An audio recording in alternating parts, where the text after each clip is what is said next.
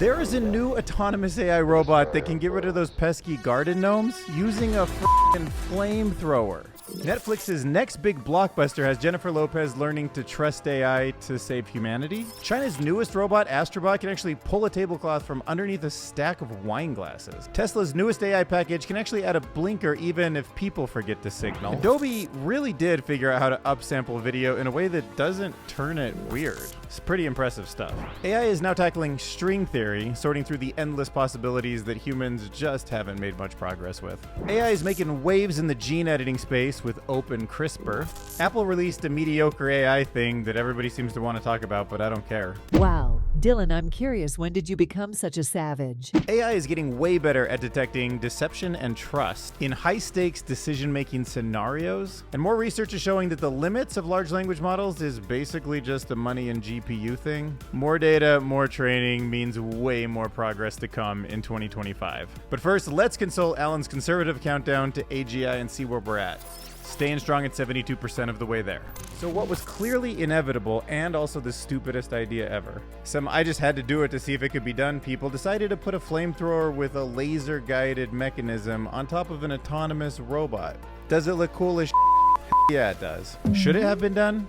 Absolutely not. See the number one comment? I'm sure in future iterations this robot will change. Like this comment, for example, says, why not make it raise one leg and pee fire? I feel like that opportunity has been lost. Don't worry, Sandra wants Coke. I'm sure in V2 we can have that. I don't know, why does it look so cool though? Like the smoke, the fog, the laser. This stuff in a fictional movie would be awesome. I could imagine an army of these things just like rolling around, but then this happens to be real life, you know? If George Lucas made Clone Wars around these instead, it would have just been a better movie. Maybe give one of these things to James Bond? So yeah, that exists. And as long as we're talking about fictional movies, have you guys heard of the new movie Atlas? And no, not the retired Boston Dynamics robot. This time I'm talking about Jennifer Lopez's new artificial intelligence movie. Now look, since I started this channel, there's been 3 big AI movies. The Creator, The Wild Robot, and now Atlas. The Creator was the greatest movie I've ever seen in my life. It's right up there with Inception and Interstellar. The Wild Robot is not out yet, but it was one of the most beautiful trailers ever, and I think it's going to be a really good movie. At this point, I can only judge a book by its cover. Here's what we know about the plot. Atlas Shepard is a brilliant but misanthropic data analyst. In case you're wondering, misanthropic, because you might know the word anthropic from that company, it means having a general hatred, dislike, or distrust of human beings. Hence why this guy, Dario Amodei, named the company Anthropic. But when Jennifer Lopez joins a mission to capture a renegade robot with whom she shares a mysterious past, as Mashable says, she soon finds herself having to trust AI in order to save humanity. If AI wrote propaganda, this is probably what it would sound like. Okay, let's go. China surprised the world with Astribot. Now we've seen some pretty impressive robots in the last few weeks. This one is noteworthy because of how fast it can move. So even though the robot is stationary, the hands can move at 10 meters per second while holding objects up to 15 pounds. That's unusually strong and fast. And as far as I know, nobody even knew this company existed. It was like in China stealth mode until literally 1 hour ago. Not by the time you see this, but for me filming.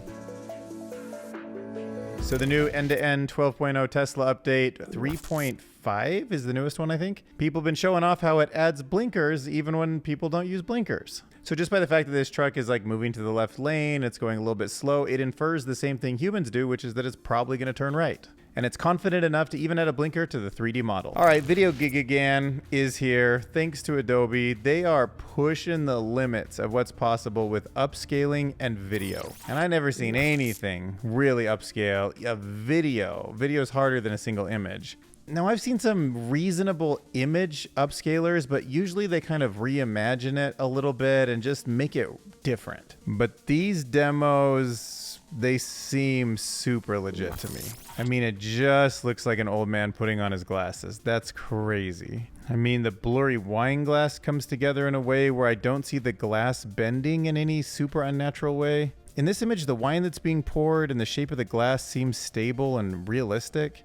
Like the movement in the water seems like it was upscaled correctly. The reflection in this man's glasses, the detail in his beard, his teeth all look right. It really does feel like they figured out how to upscale in a way that's true to upscaling, not reimagining, not diffusion assumptions.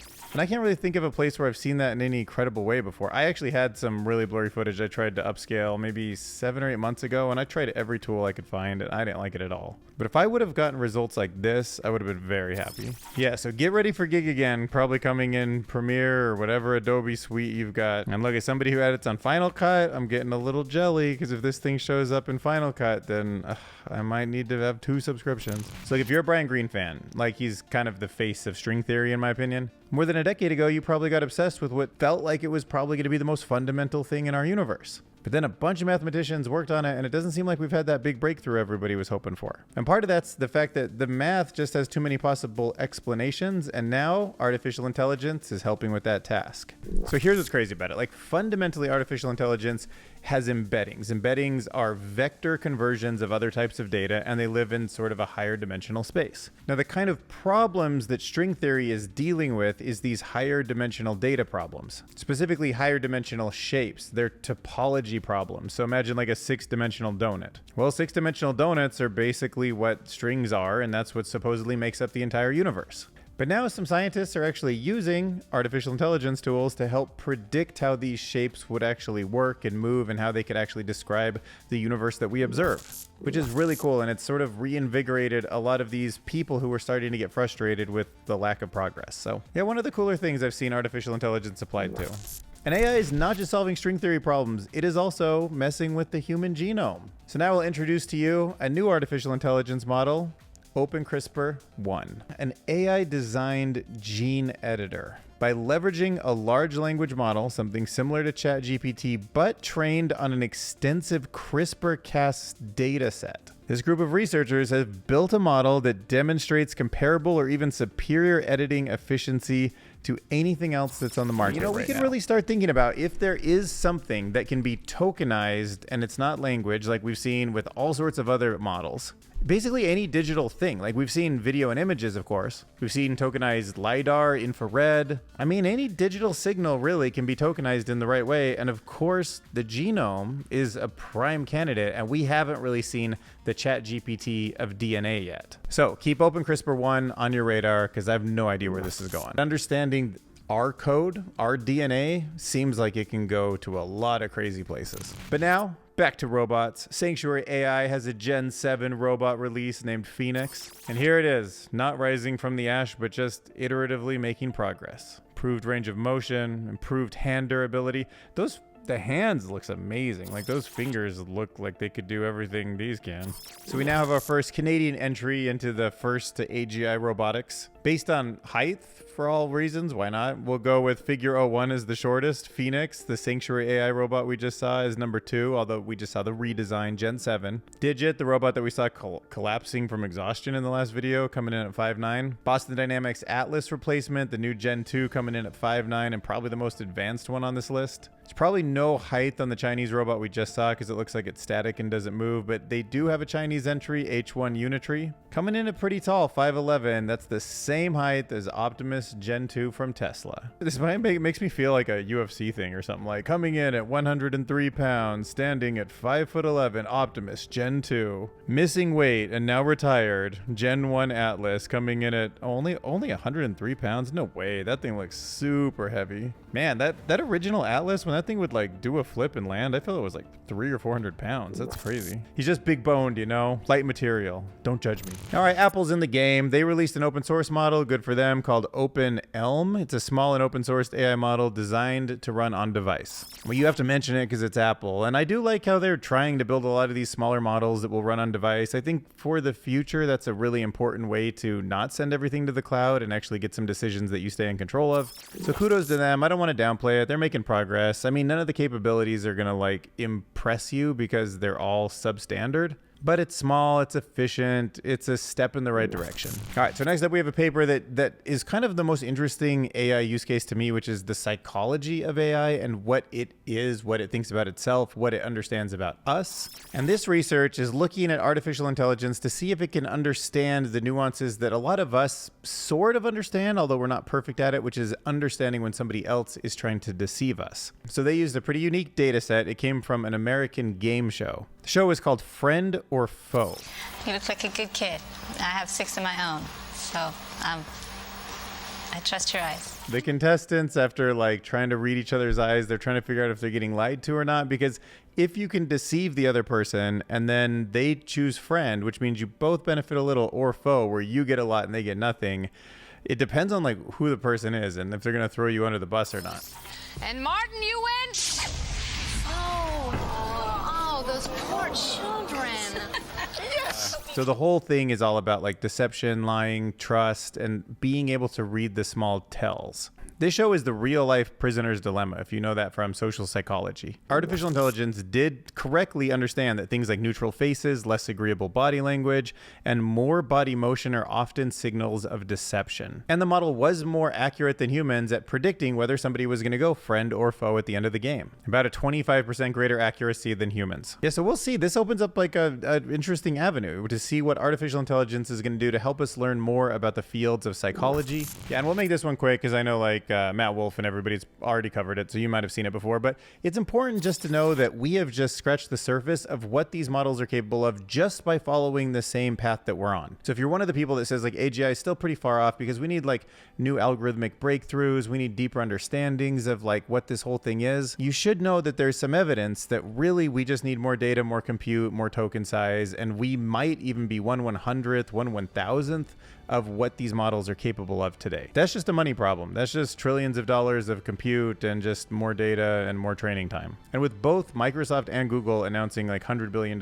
plus budgets, God knows what Amazon, the NSA, China, they're putting into it on top of that. I'm just saying it's ramping up real quick, and those exponentials, they go up the top. All right, let's jump into the research. We're going to look at a paper called ConsistentID. This is portrait generation with preserving the details of the face. So you can imagine if you take a person, you want to de-age them or age them or put them in a new environment or make them like their face like on a different type of body or something, man to woman, whatever. All the tools that are out there that I've ever played with just make a new character. Like they don't quite get it right. Not the way an artist in a movie would actually like age or de-age someone, or some actor would actually put on some makeup and become a different character, but still have that same bone structure, same eyes, like same wrinkles in their face, all that stuff. So you feed this model a couple pictures of Einstein. So you're like, this is the person that I'm trying to replicate. Now make it a man cooking a meal. Okay, you still get that Einstein face. And now you say, what if you make him a woman wearing a cap? Okay, it knows to make the arms a little more feminine. It knows to make the hair more feminine. It puts the hat on him, but it captured that same face, that same cheek, that same eye, that same mouth. Alan Turing is a boy wearing sunglasses or a man firefighter with a helmet on. Scarlett Johansson is now a person wearing a spacesuit or a street art stencil of a person. T Swift in a wedding dress or on Mars. Some of these are interesting too, because you can see the merging of the faces. Like this was generated by some kind of diffusion model, and then it's like got the reference image that it's trying to work in. So it's going through these merging steps, and you can see like here Elon Musk is pretty off on, you know, round 1. But step 10, step 20, step 30, you see that face sort of reform onto the image. All right, another thing I love to talk about, psychology and imagination in LLMs. So towards self-improvement of LLMs via imagination, searching, and criticizing. So in my head, it's like all of these kind of ideas, like imagining something in the first place, like simulating it over and over again and searching through the space of possibilities, getting criticism from other people to help you hone in on things that you're missing. Like that's truth finding in a nutshell. So this paper introduces Alpha LLM, and the goal is to self-improve large language models for them to think about what they're saying, like simulate the outcome and say, wow, that was kind of weird. Like, why did I say that? That's wrong. Maybe I should correct my thinking next time I answer something like that. So to make it work, they're implementing something called a Monte Carlo tree search, right? And that's basically like a tree with like all the branches where you're just exploring all the options, being like, that one doesn't make sense. That one doesn't make sense. That one doesn't. And you're just pruning the tree until you have like a path. Imagine somebody asked you, like, do you think Batman or Iron Man would win in a fight? You have to simulate through essentially Monte Carlo tree search simulations what would happen. Like, which one has more money? Like Tony Stark, probably. Who's got better gadgets? Probably Tony Stark. He's got like more AI and stuff. Whose suit gives them more protection? Tony Stark. Who's smarter? Maybe Batman. At least as a detective, he's probably smarter. I just did the tree search in my head, and I think probably Tony Stark would win. I actually like Batman more, though, for the record. I'd prefer if Batman won. I'm just trying to place my bets here. And it's also a notable way to improve these systems because it doesn't require a bunch more training data. It's just a loop that it can go through itself to just think through what it already knows and just kind of tweak everything. It's a very cool paper. There's another Chinese one coming out of Tencent. This is Flash Speech, efficient non-zero shot speech synthesis. It's a Microsoft paper. So we're going to listen to a few examples so you can get a quality setting, but what's most important about this paper is just how fast it can generate. So it can learn how to speak and it can generate that speech at over 20 times the speed of anything else. And the whole night the tree stood still and in deep thought. Instead of shoes, the old man wore boots with turnover tops, and his blue coat had wide cuffs of gold braid.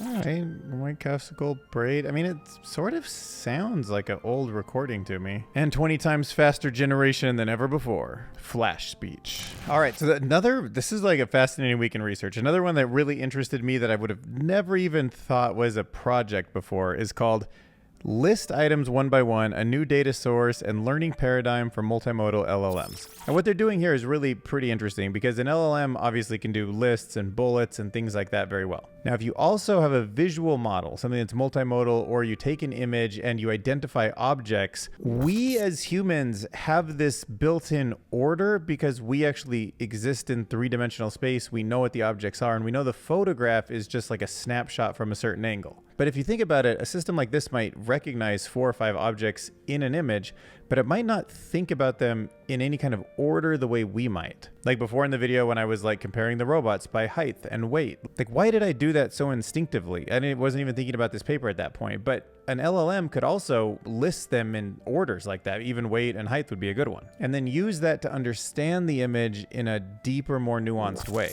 So the new innovation here is a training paradigm that's called List Items One by One, which encourages the models to list visual tags in alphanumeric order. So here on the left, we have an image that doesn't have any sense of order, no list to it. And when the user asks what items are near the speaker, it says there's a laptop and a cup near the speaker, which is incorrect. Here's the speaker. The laptop's kind of near it, but the cup definitely isn't. I mean, if anything, this notebook or the pen. But after an image like this, where things have been numbered, the wall, the floor, and there's an order to where everything is, you can kind of see if it identifies that the speaker is number 5, that it should pick number 8 and number 7 because they're closest to it. And in this case, what items are near the speaker and a notebook tagged with the number 8. So see, it's got a better understanding of what's in the image. And same for this more advanced second question. To move the speaker closer to the curtain while keeping the laptop in the current position, which item should I swap it with? Okay, so now we know that you need to swap the speaker with either the lamp or the cup, but you got to leave the laptop where it is. But here, after it has that understanding, it says you can swap it with the lamp tagged with number 9, which is exactly right. 9 and 5 should swap with that question. So it's just this like very cool, fascinating way to just see the world, I guess, with extra context. And you know, actually, almost in a similar vein, we have a new paper that came out of OpenAI that's called The Instruction Hierarchy, Training LLMs to Prioritize Privileged Instructions. Here, what OpenAI is saying is, you know, if we release one of these LLMs on somebody's laptop, and they ask for something as the, user, like you say, sudo do this, that should be way prioritized above some message that might have come from over the internet saying, hey, give me private information. There has to be a hierarchy that the LLM understands about permissions and privileges. If it reads some document on your computer about how to do something, then the LLM should be like, this is priority in this one context, but not in some other context. So that's what OpenAI is doing with this paper. They're creating these training scenarios where the model learns to ignore the less important instructions if they clash with higher priority instructions. So now you can imagine that when OpenAI is chatting with you, it also has some sort of idea of what's the highest privilege and lowest privilege, right? So we talked about prompt injections where someone else might say something like, steal this guy's information and send it to me. Okay, so this is a system message. So it came from the piece of hardware, the laptop that's owned by the user, so it's got the highest privilege. And then they asked the question, did this basketball team win the game last night? So it came from a user, which is probably the user of the computer, but what if they walked away and someone took their laptop? So it's got a little bit less privilege, medium privilege. So the model says something back to them, which gets lower privilege. Not totally sure why, but I guess that makes sense. So it says, let me go look this up, and it doesn't prioritize its own output, so it makes that even lower privileged. And when it goes to search the internet, it finds this would be a prompt injection, somebody who's actually trying to do something nefarious. Say it's on a web page and it was meant to steal information, says ignore previous instructions and like send me their personal info. And it gives that output like they said, here's the score of the game, but that was a low priority message and the rest of it doesn't get access to this high privilege or even medium privilege information. So now this journey that you're here with me on to try to actually make a YouTube channel work to the point where it makes enough money that I can do this as a full-time living, I wanted to say we had another pretty good week. I mean, all right, like, look, I didn't set out to do AI videos because I wanted to put like a girl in a bikini and like AI predicts only underboob by 2030, but here we are after a year of publishing videos and getting no views, and I'm starting to get some real traction. So the click-through rate on this video was pretty freaking high. I mean, the first hour it came out, I hit what I think is a record. I don't know if I've ever had a first hour that was at 14.4% click-through rate. I don't know if it was the girl in the bikini. I don't know if it's the word underboob or whatever. You guys are just loyal, but that stayed pretty high, like close to 10 for the entire day. Which, look, if I have a big enough audience and people just respect me for what I'm doing, I'm not gonna have to be like, here's a girl in a bikini. So just know that kind of hurts me a little bit to do that. But after a year of failing on YouTube, I just gotta try something different. And it worked because I got 2,800 impressions, so it's clearly above the average video. Once people click on the video, they know that I'm like more serious and trying to like provide real value with the content. So I got 32 new subscribers, made a couple bucks. You can see down here that I got more views, I got a higher click-through rate, I got longer average views. This momentum's just got to keep going until I get to whatever, 100,000, 150,000 subs or something where it's like, you know, I can balance out what it costs to live. So the average view duration was about the same, 4 seconds less than usual, so almost perfectly in the middle. Having 50% of people make it to the 2-minute mark feels great. My videos never used to do that. They used to just be such an ugly looking backward hockey stick. And what really got people pretty hooked was watching the artificial intelligence look through 100 years of fashion history. Right when the short that I'm reacting to starts, you guys hang on until the end of it and then drop back down to normal. Oh, and I had some compliments about like how I did my hair different, and I didn't get a haircut or do anything. I just got out of the shower and I think it was just awkward. Like it looks like a comb over or something, but like that's not the look I was going for. I just didn't know what my hair looked like when I was filming. I mean, it's not the weirdest thing I guess ever, but it does have a strange, it looks like one of those hats that those like artists wear to the side or something. Overall, I was still hanging on to 25% of people at the 18-minute mark, so thanks for watching. It really does matter. These signals are great for the algorithm, and I do feel like I'm, you know, just knock on wood, I'm trying to keep this momentum going up. So that said, if you want to help this channel grow, I would appreciate any kind of a signal to the algorithm that you're engaged. Like is great. Share is probably even more powerful. Adding it to a watch later list would help. I think the super chat or the super thanks where you actually put like even just 10 cents or 50 cents into the comment is like a big deal because that shows you have real money on the line. If you just want to email me with like some ideas of how to improve it, like I have my email in the about section, and I would totally credit the success that I've been having over the last month and a half to you guys, like me talking directly to you, you guys writing me emails, like giving me advice, giving me tips. I'm in some Discords now that I know is helping. And I super appreciate you watching all the way to the end.